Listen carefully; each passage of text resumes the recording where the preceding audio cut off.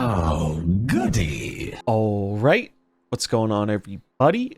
Zombies here again. And today we're back with another Marvel Snap video. So we're doing our season review for the new X-Men season.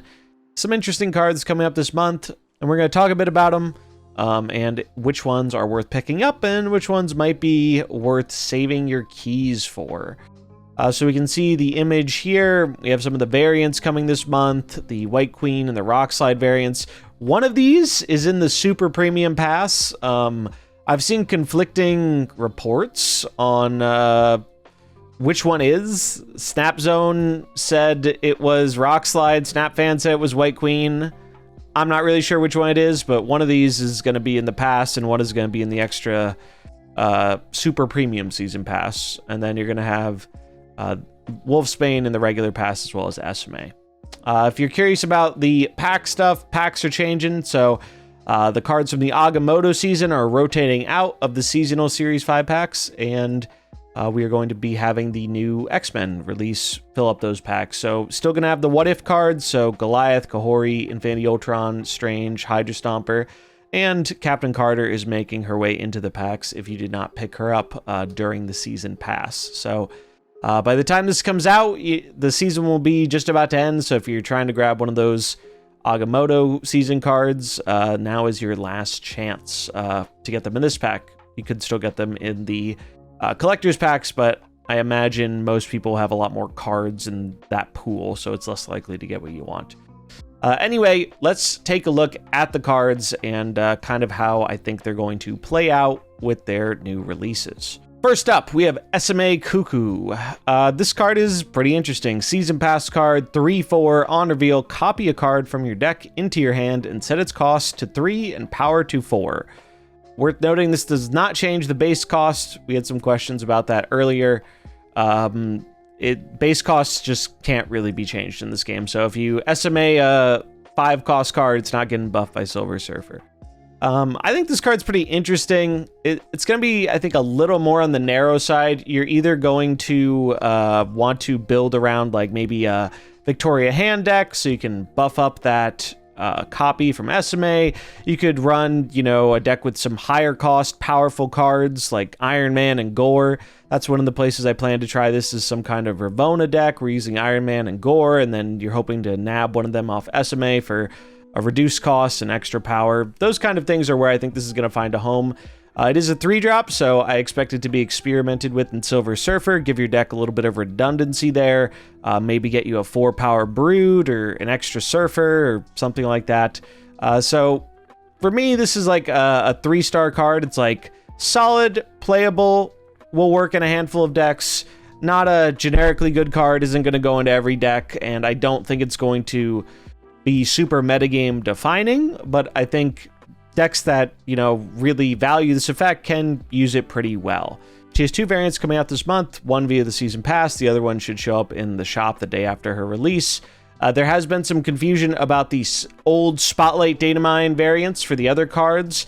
It sounds like they're just going to be joining the shop as regular 700 or 1200s, probably 1200s, because that's what Creative House Pocket variants usually cost. But those are expected in the shop. We had like kind of a soft confirmation about that on the Discord. It's unclear if they're going to drop right away with the card's release like we're used to, or if they're going to show up some other time during the month, but it seems likely they'll be dropping, and they will not be Spotlight variants anymore, and they won't be waiting for whenever they update the shop to put in like old Spotlights. They should just be regular variants. I know a lot of people have been wondering about that, so keep an eye out on, I guess, Wednesday, the day after release, see if they pop up in your shop. But yeah, I think SMA, solid card, decent season pass card.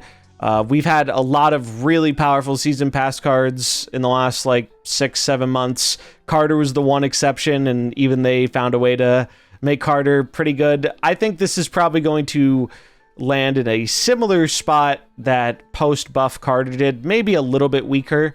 Or a little bit more niche, but that's roughly where I imagine this card is going to land. Solid card, but not like super game breaking or anything like that. But if you want to get your best bang for buck in Marvel Snap, the season pass is still the best way to do that. Next up is Surge. So Surge is the highest rated card of the month for me. and it's the one I think most people are excited about. This one is pretty interesting. On reveal, give the top card of your deck -1 cost, +1 power. After you play it, repeat this ability. Worth noting, the Surge still has to be alive, and you can't have an opponent with like a Cosmo in the lane for it to reproc, because it does set off that on reveal again. But there is a lot of potential with this card to just chain the effect over a number of turns, play the card, hit the top card of your deck, play it next turn, keep going, get a bunch of cost reduction and additional power.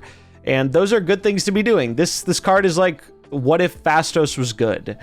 And I think it's going to be fairly strong in decks that are built around it.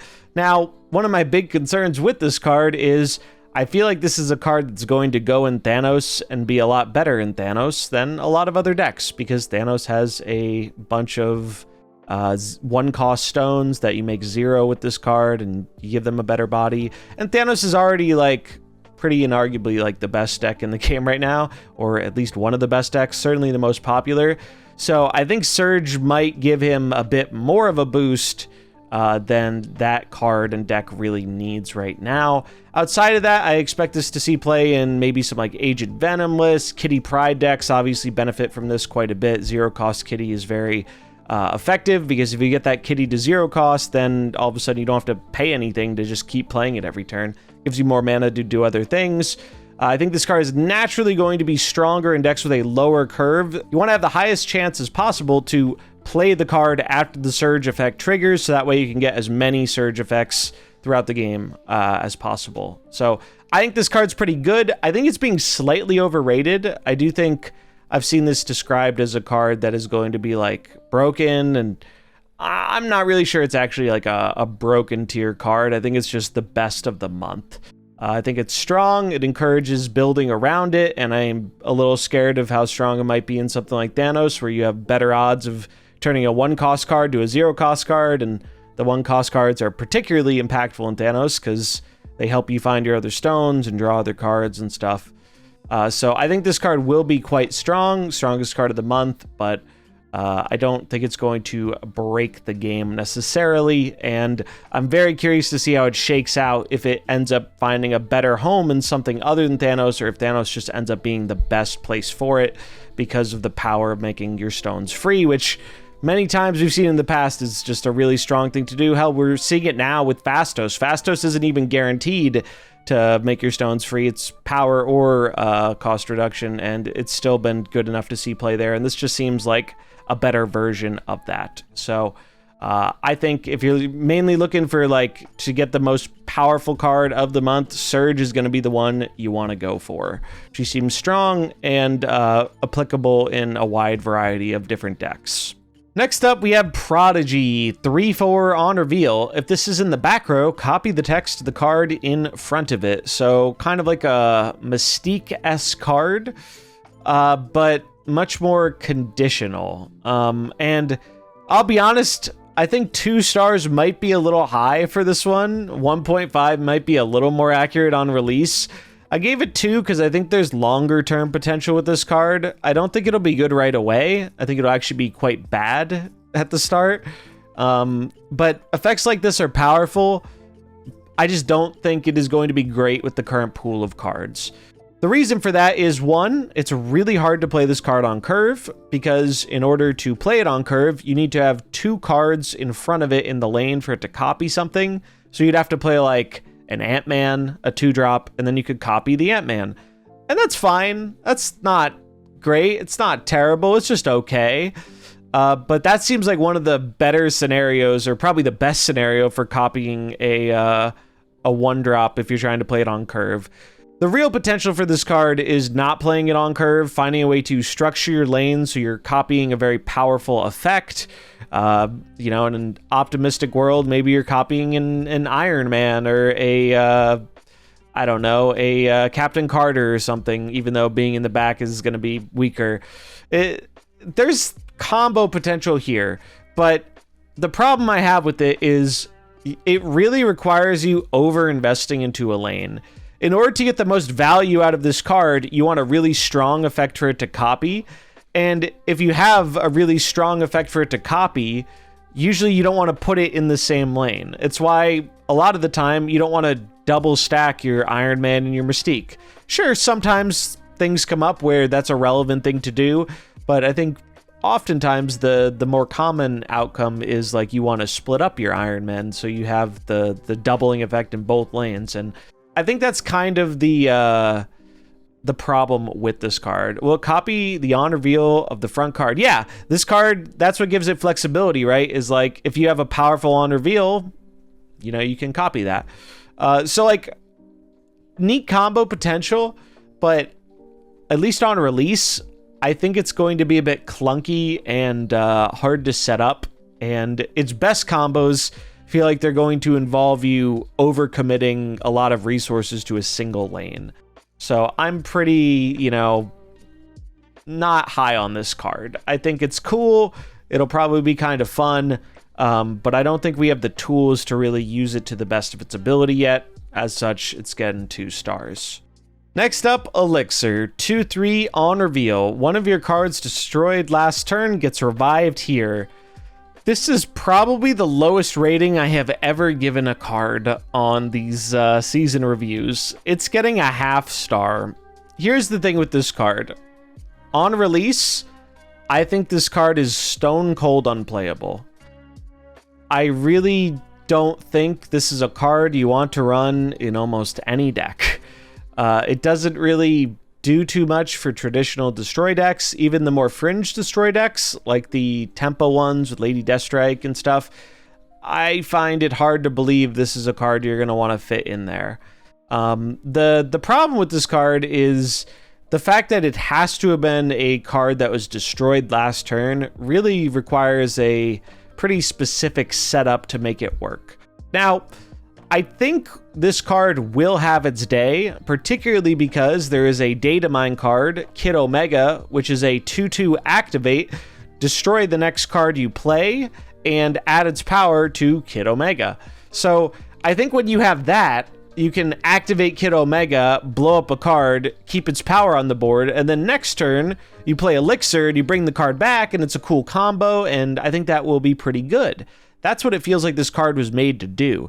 The thing is, we are not getting Kid Omega this season. We aren't getting any new Series 4 cards this season. If you haven't already heard, the cards we got at the end of last season with Snap Packs, those were the Series 4 releases that were going to normally drop during the May season. They just pushed it forward a little bit. So as a result, there are no Series 4s expected this month. Maybe in June we'll get Kid Omega, and that will make this card worth playing. But until that card comes out, I think this is a card that really serves no purpose, and I would avoid getting it as a result. It doesn't seem like it has any cards that are really super worth experimenting with. Maybe you could do something cute with it if you find a way to, like, I don't know, blow up a Nimrod on turn 4 with a location, and then you bring the Nimrod back on turn 5, or it's bad. It's just bad, man. It's bad. Would not recommend this card unless you're a big Kid Omega fan and plan to be getting him on release, but we don't know. We have no idea when that card is coming out. It might be next month, it might not. We'll see. And then rounding it out, we have Xorn, 2/3. After any 3 or 4 cost card is played here, move it to another location. So inverse Magneto, right? Magneto is yoinking 3 and 4 costs to his lane. Xorn is yoinking them out. I like the design of this card a lot. I gave it 3 stars because I think it's a pretty playable card, and there's stuff to experiment with here, in like a Scream deck, play it with Vulture, just as some denial for what your opponent is doing. If you build a deck that is lighter on 3 and 4 cost cards, or maybe you have some 3 cost movers like Rocket and Groot or Nocturne that can get in there later, I think there is an interesting element to this card of being a kind of resource or location denial, location restriction. That's what I'm trying to say. I think as a location restrictor, it's a pretty interesting effect, and you can build your deck in ways to maximize that benefit. But I don't think he's going to be the flashiest card in the world. I think he's just a playable 3-drop. He's not going to break the game. I don't think he's going to, be super duper impactful, but the bar for a 2/3 to be playable is pretty low as long as it has, you know, something unique it's doing. And I think this does something that is pretty unique and can be strong. So do you think he will work in conjunction with Topaz? Maybe if you play like you'd have to get the Topaz down first. So it's pretty hard to get them in the same lane. Because if you play Xorn first, it'll move the Topaz somewhere else, so pretty hard to do that kind of combo, but maybe, as long as he doesn't push the card to the middle and you have them both in a lane, it might work. But I think there's potential for it. I don't know if this is going to be a card you massively build your deck around. More so, I think this is just an option in decks like Scream that are already more focused on like lower cost cards or some higher cost cards, and can move their 3 cost cards into the lane later on, stuff like that. So I think it's playable, but I think you really have to have a deck that wants to leverage the effect in some way, or really cares about like the denying where your opponent can play their 3 and 4 cost cards. So seems decent, not a must-have, but solidly playable card in my book, which is more than I can say for some of the other cards in the season. Then we have some albums dropping this month. First one is in celebration of PAX, the Penny Arcade Expo. If you haven't seen, they have had this bundle going around that there have been some giveaways for. You can get it by attending PAX. And it has this really cool border, which I'm showcasing here on Arrow. If you are interested in getting some of these borders, getting them through the album is the way to get the most of them. You can get 8 as the album reward. So there are 8 variants. No, there are 7 variants. Yeah, 7. So there are 7 variants in the PAX album. This Deadpool one was a bundle variant, but I'm pretty sure it will be returning either via the vault or just showing back up in the store. I'm not real sure, but these should be in the store on their release, and you can pick them up and you get the different rewards. You have some credits. You have a Devil Dino variant, Devil Dino emote, and probably the thing most people are excited for is the 8 borders. And personally, I think this is one of the coolest borders in the game. You can also help complete this album by having either of the PAX exclusive variants. If you're missing the Captain America one, you can grab it just by going to the web store and typing in all caps PAX Cap. And that gets you the old variant, which is pretty cool. So that helps you get the album done a bit. And the Miles one, for now at least, is exclusive through the PAX bundle, but maybe they'll make it available through other means later on, like we're seeing them do now with Captain America. But if you want these borders, this is going to be your best way to get them. Then we have the Chibi Supremacy album dropping on May 15th with a bunch of cool Rian Gonzalez variants. The rewards for this one include a Premium Mystery variant, 3 Cosmic Rainbow borders, Cassandra Nova Chibi, and 6,000 tokens for completing the album. You might notice Cobra is in this album, and we don't have any Series 4 cards releasing this month. I'm not sure what they're going to do with that.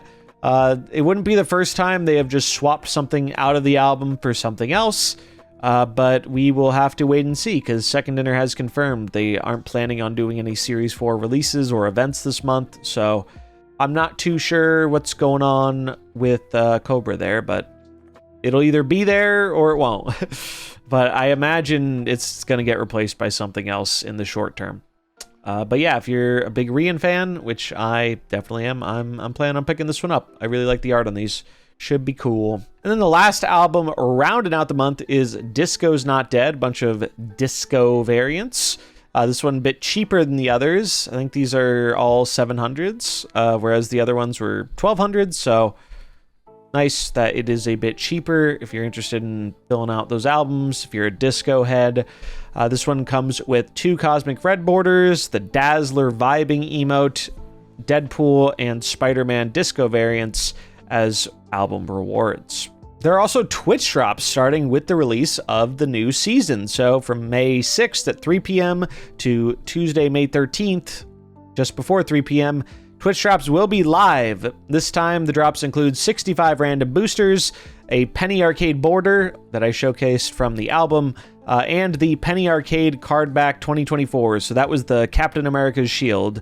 So if you never got that bundle, you can get the Captain America variant from the web store, and you can get the card back from Twitch drops. So if you missed out on that and you want a chance to get it, now you have one. And then rounding things out here, we have 2 new locations and a Conquest variant for Kitty Pryde. First location is Pit of Exile. Cards with 10 or more power can't be played here. So rip the dream of slamming down a Star Brand or a Scar here. It is not going to let you do that. And then there is Genosha. After turn 5, all but your highest cost cards here are destroyed. Yeah, that's an interesting one, I suppose.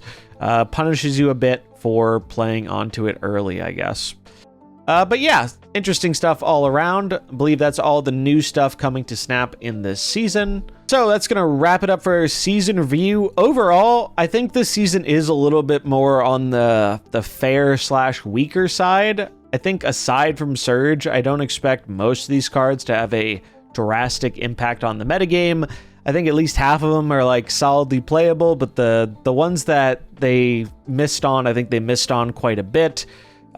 Maybe some of them get better over time, particularly Elixir, who's really bad right now, but probably will be really good when Kid Omega comes out. So we'll have to wait and see how that goes. They are going to be doing multiple Series 4 releases at the start of the month going forward, but we aren't getting that this month because we already got them a week ago. So that's why no Series 4s this month. Should be back to normal on that next month, maybe with a new event too. We'll see.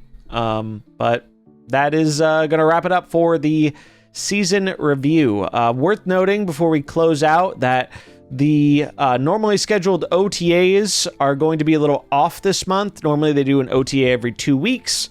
However, Second Inner has previously announced that they're going to be out of the office for a company get-together type thing.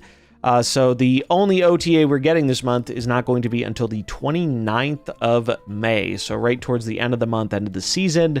Little unfortunate timing, I think, because, well, I expect Thanos to continue to rise up through the ranks, especially with the addition of Surge, and I'm not super confident that any of these new cards are going to be too great at unseating him.